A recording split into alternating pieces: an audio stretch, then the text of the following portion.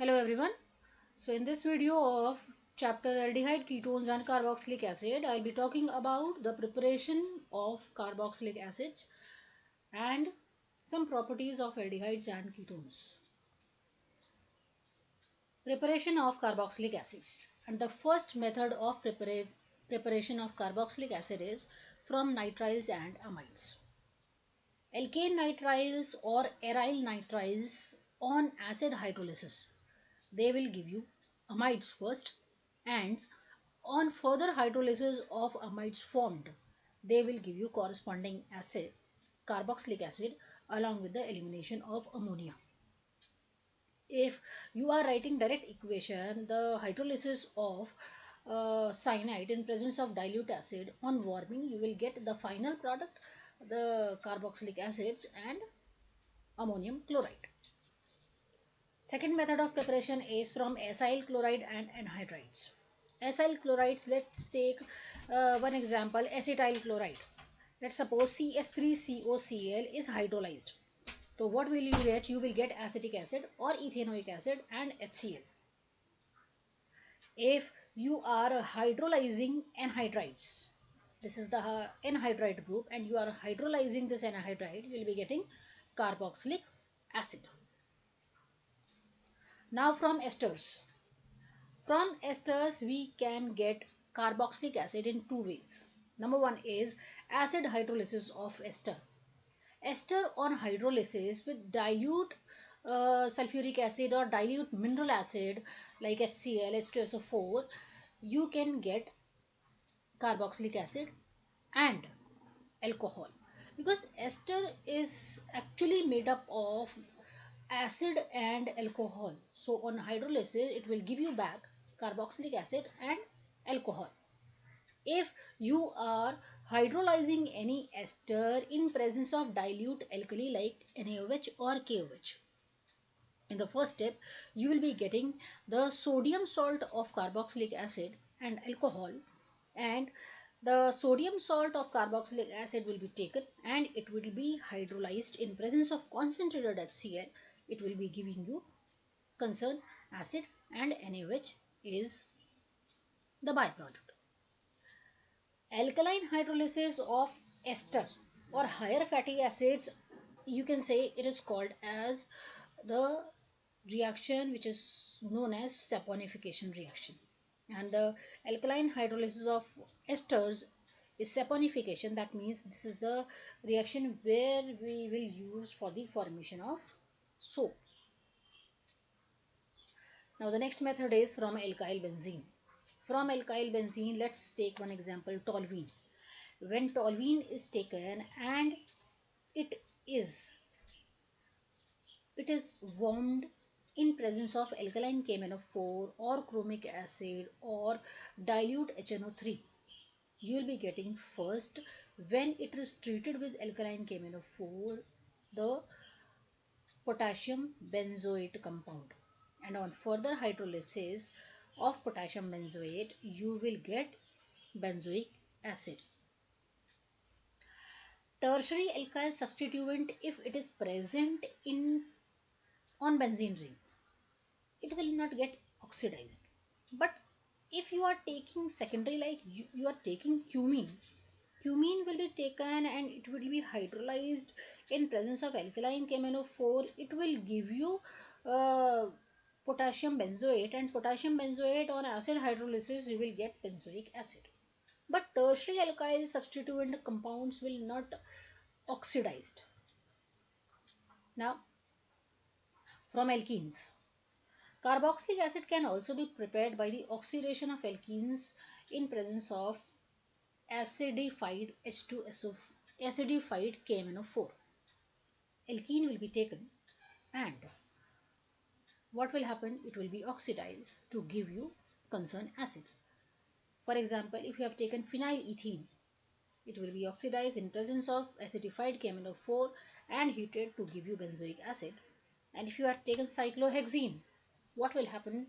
In presence of acidified KMnO4, on warming it will give you adipic acid.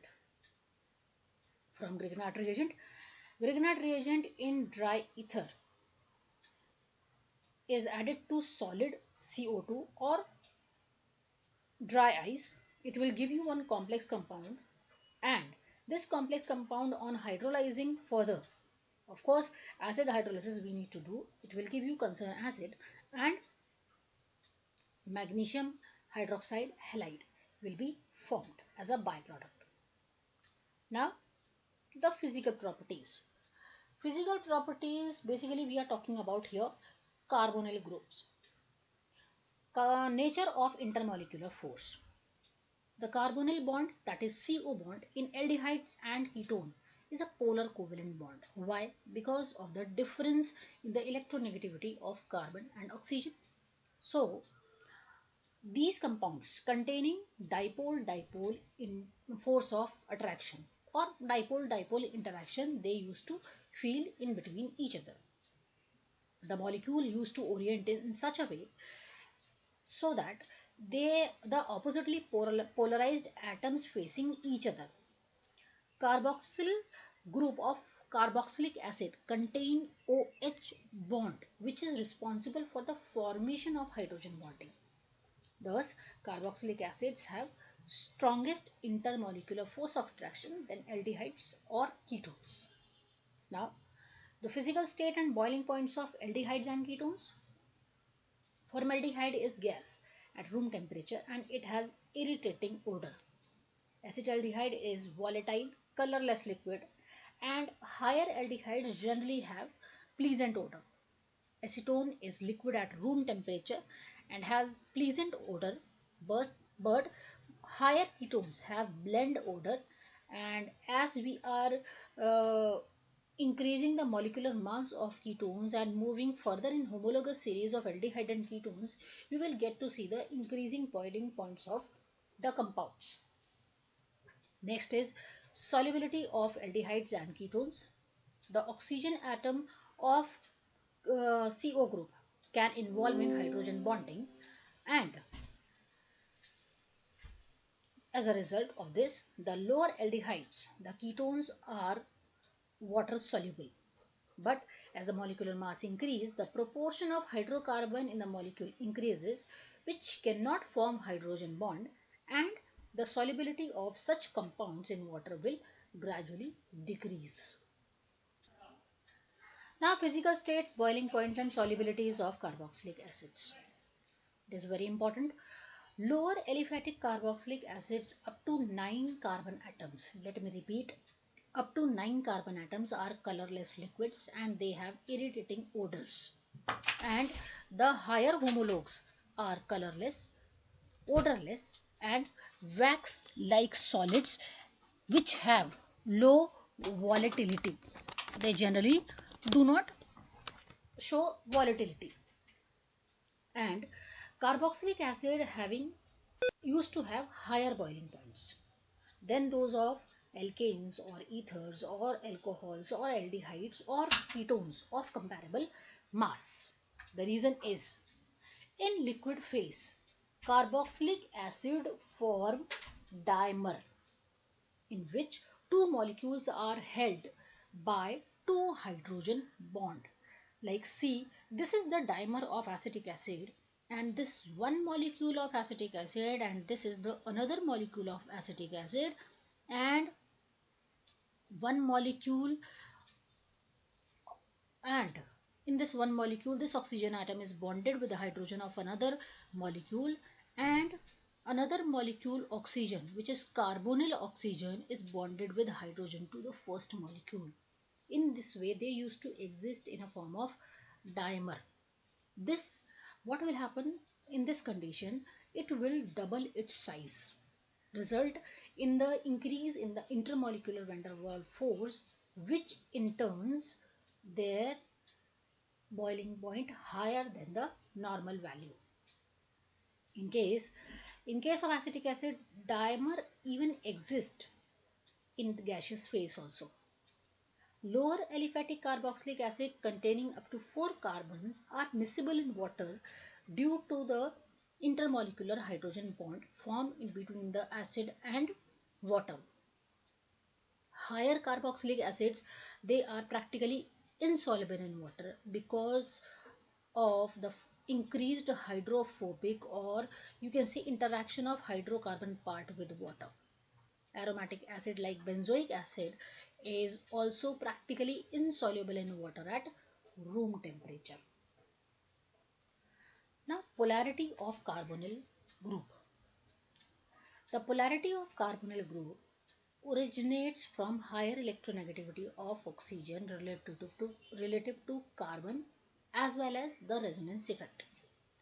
The carbonyl group has positive polarity.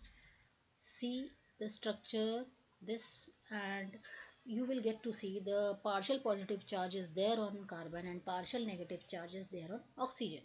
As a result, carbon is electrophilic. It is electron deficient, little, and it is very much susceptible to attack by nucleophile.